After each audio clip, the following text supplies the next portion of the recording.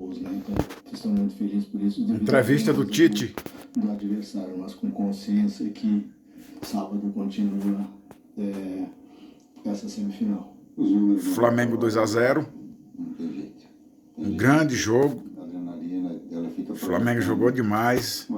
O placar merecia ser mais elástico, um pouquinho.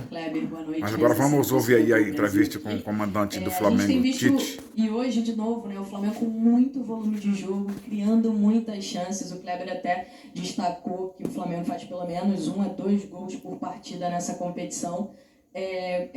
Mas a gente sente que dá para fazer mais. Como é que tá isso? Você já falou algumas vezes sobre contundência, vocês conversam isso, trabalham com os jogadores. Hoje, na minha opinião, o Flamengo poderia ter feito 4, 5 tranquilamente. E rapidinho, Tite, eu vi você ali bem chateado, reclamando com a arbitragem de um lance. O Arrascaeta também até chamou ali o VAR, um lance que seria pênalti para o Flamengo. Vocês já conseguiram ver esse lance? O que foi que aconteceu ali?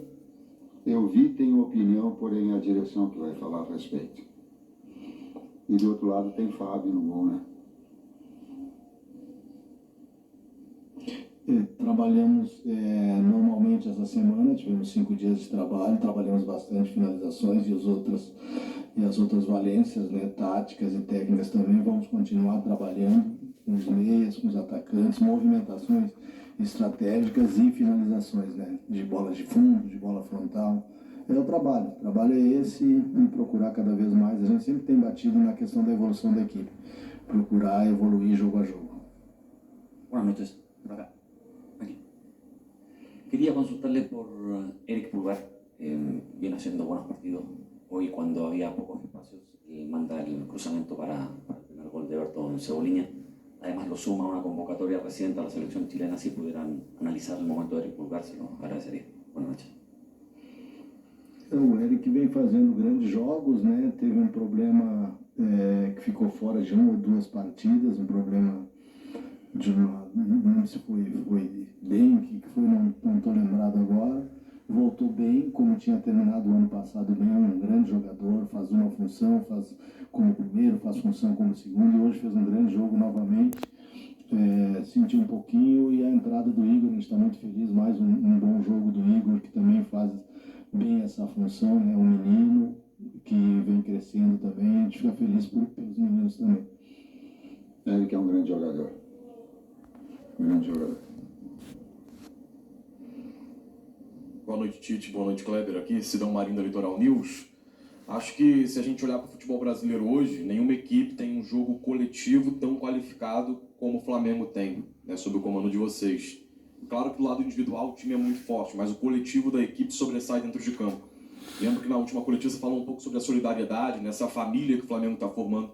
Queria que vocês analisassem um pouco esse jogo coletivo do Flamengo, a importância disso para essa sequência muito positiva. E se me permite uma segunda pergunta, de que maneira trabalhar durante essa semana para manter os jogadores focados, mesmo sabendo que o Fluminense tem que fazer 3 gols de diferença para tirar o Flamengo da final? Obrigado. Eu entendo a pergunta que tu colocaste, então, tu joga a conotação família, mas não é uma família. A família é uma coisa sagrada. Pai, filho, mãe, não tem igual. Tem uma relação de profissionais que são transparentes, que são leais, que querem um trabalho, que querem merecer através do seu trabalho, que não quer tirar nada do adversário ou de arbitragem, mas não quer que ninguém lhes tire também aquilo que é seu. É um direito que ela tem. E ela procura, dentro do seu trabalho, se fazer merecedor, né? Do resultado, de uma conquista, de um placar, de um desempenho. Às vezes o jogo do desempenho não é o placar, não é o jogo do placar. E às vezes ele se traduz. Né? Mas é muito mais, tu está muito mais perto de vencer quando o teu desempenho está aí, não o acaso, não a circunstância. Então, em termos familiares, nós temos um grupo extraordinário. Está respondido. E a outra parte da pergunta. Eu não sabia, porque eu não estava, mas os atletas comentaram de que o ano passado, retrasado, éramos vencidos de 2-0, passado e perdeu, né?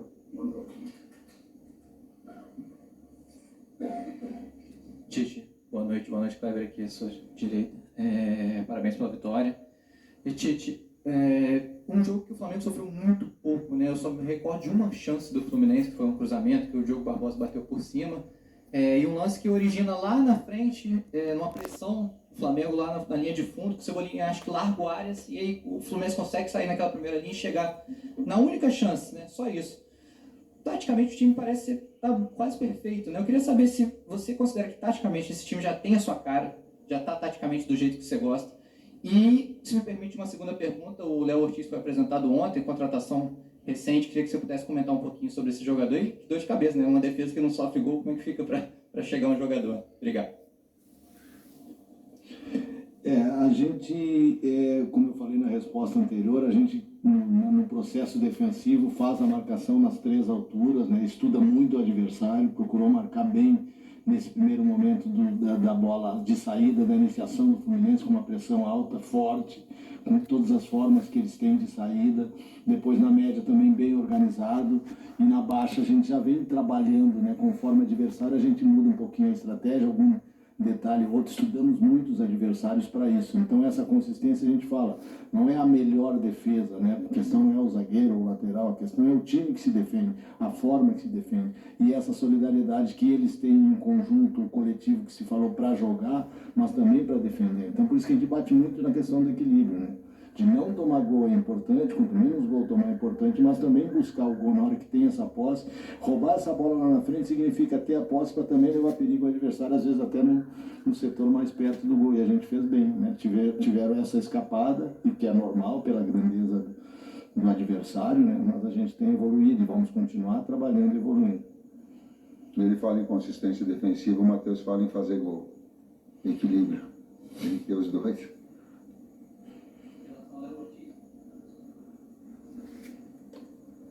O Flamengo projeta, eu vou falar talvez pela direção, pelo Bruno, pelo Luiz Carlos, pelo Marcos, o presidente. Ele projeta uma equipe a médio e longo prazo, independentemente do técnico. Então ele tem 2 atletas que estão jogando muito e selecionáveis. Ele tem um extraordinário jogador, que é o Davi, com toda a experiência. Ele tem um garoto surgindo e procurando seu espaço, que é o Bahia. Então tu tem que ter nessa estrutura, saiu o Rodrigo Caio, saiu o Pablo, de ter um jogador desse nível em função de reposição. E o Léo se encaixa tanto no perfil técnico quanto no perfil pessoa, para manter uma longevidade, digamos assim, colocar em diversas idades, diversos níveis, diversas experiências desses atletas todos. O Bruno fez assim, então ele Concordo.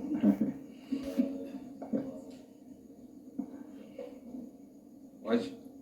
Professor Tite, Kleber, parabéns pela vitória. Queria tocar em 2 assuntos aqui. Quando a gente pega o tempo de posse de bola, a gente encontra uma igualdade, 51-49, é uma igualdade. O Flamengo finalizou 23 vezes e o Fluminense apenas 8. Porém, o Fluminense fez 10 faltas e o Flamengo 20, mas só sofreu um cartão amarelo, que foi o cartão para o De La Cruz.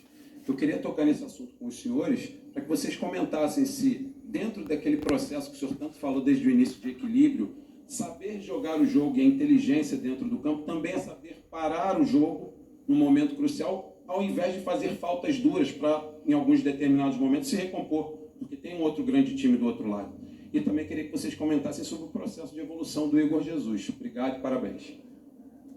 Vou começar pelo Igor, né? Assim como a gente citou o Bahia, assim como tem o Vitor, que já estava no grupo quando chegou, o retorno do Matheus. O Flamengo tem, por tradição, né, revelar jogadores. Então a gente traz, o menino fez uma cirurgia no final do ano passado, se eu não me engano, recuperou, né? Trabalhou com a gente na pré-temporada ainda em recuperação, voltou.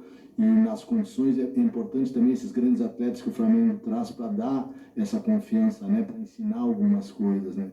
O Sampaio, que foi um grande volante, tem um cuidado com os jogadores na função. Então o Igor é um menino que vem crescendo, tem muito ainda para evoluir, mas é uma grata surpresa. Hoje entrou e fez um bom jogo novamente.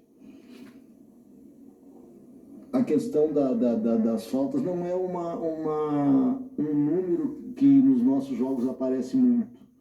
Eu acho que na maioria dos jogos a gente faz menos falta que o adversário.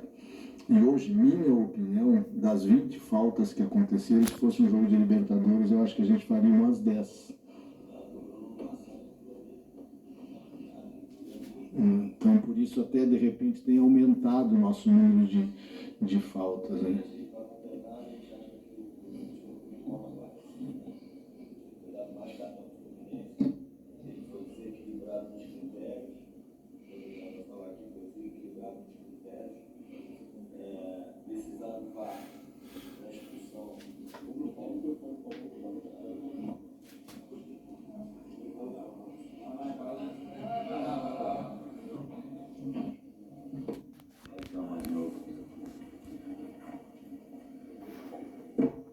Aproveitar e falar rapidinho da arbitragem.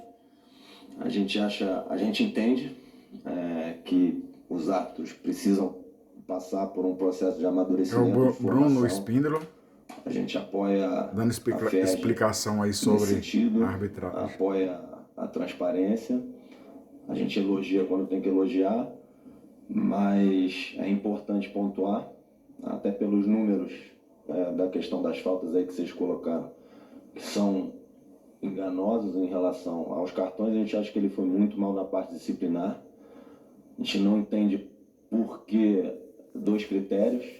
Então, ele tinha um critério para cartão em relação à equipe do Flamengo. Se eu não me engano, o Arrasca sofreu umas 3 faltas parecidas com a que o Nico fez. O Nico levou o amarelo. Nas faltas que o Arrasca sofreu não foi dado amarelo. Mas tem uma entrada violenta do Felipe Melo no primeiro tempo, não levou amarelo. E a gente não entende por que foi necessário o VAR, um lance duríssimo na frente do árbitro.